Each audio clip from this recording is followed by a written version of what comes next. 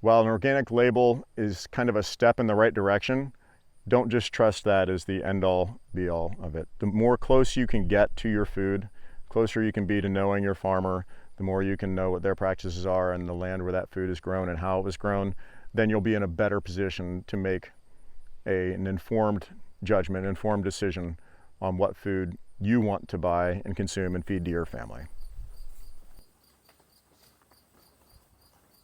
About our farm here at Skokomish Valley Farms, we have 18 owners, each with 40 acres, and the majority of that 40 acres is in an agricultural easement that we then cooperatively farm together. We grow mostly vegetables, some fruits, and we have chickens as egg layers.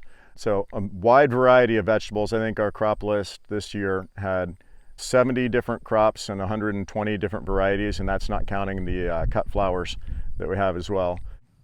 Anderson, one of our part-time workers on the farm, when she was driving cross country to move out here, she was talking with one of the checkout clerks at the store and noticed that she was buying a lot of organic produce that cost more than the traditional. And she's like, "Can you really taste the difference? Is it really any better?" She's like, kind of missing the point. It's not just about the taste or the flavor, the extra health benefits, one, of the food, and two, of the whole practices beyond the organic to grow it in a way that we'll be able to continue to grow it, and all of the additional micronutrients that you're having in your food when it's grown in living soil makes a big difference. So I think it's important to recognize and not let the organic label be diluted by practices that run counter to those ideas.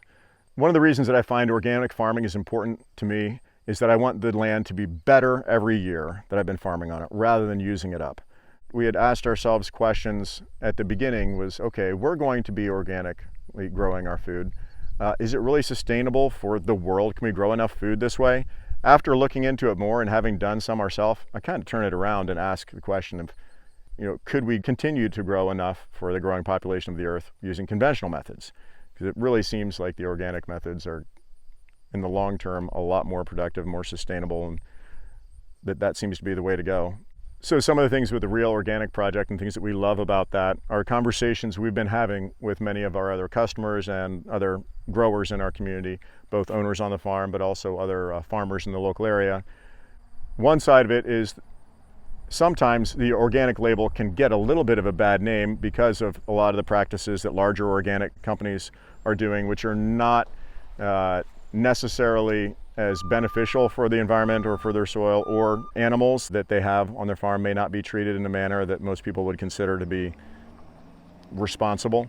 We find that a chicken should live the life of a chicken and should live the best life it can in accordance with its agricultural purpose. And having it in a cage or just with a tiny little door to a dirt path outside doesn't seem like the way a chicken is supposed to be living. So we find it important to have chickens much more out in the open, spending their life like a chicken. And we have to think that in addition to it being a happier and healthier chicken, that's going to result in more healthy food coming from the eggs and from the meat of the bird as well. Soils are another important thing. So the soil and the microbe community in the soil is so complex, just like we're finding now that your gut biome in a human is much more complex than we ever used to think that it was or recognize that it was. And that complexity is something that's a lot more difficult than we can just put together a bag of mix to add to your water to assume that everything in there is going to be everything that that plant needs to grow and thrive and provide healthy nutrients for us to then consume. Let's work with nature instead of against it. Make the environment of your soil in such a way that it can provide those nutrients from a healthy living soil to the plants so they're nice and healthy and nutrient rich and able to resist pest and disease, both to make farming easier and more productive for you, but then also to have a better consumable product that's a more highly nutritious and nutrient dense for when we're eating it. You can make all the money claims of, sure, it's a growing portion of the market, commands a higher price, but those are really more ancillary benefits than the reason we chose to do what we're doing.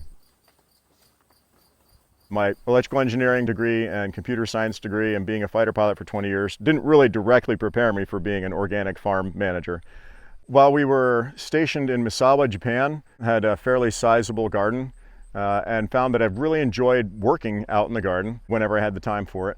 Also really got a kick out of neighborhood kids coming by and They were more of a pest than the rabbits were, I guess you'd say. You wake up Saturday morning, you hear the hose going, and kids are out, have been pulling carrots and washing them and eating them right there.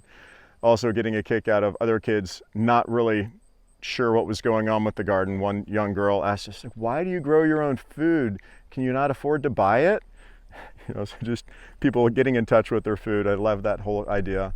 Another girl was there helping us harvest some ears of corn. And I didn't realize until later that she'd shucked the corn and was pulling all the kernels off of the cob, because it was the only way she'd ever seen it, was frozen niblets. In the grocery store, I thought that was the only way you could have corn. So just a lot of good getting to share that with our kids growing up, and then also with other kids around in the community.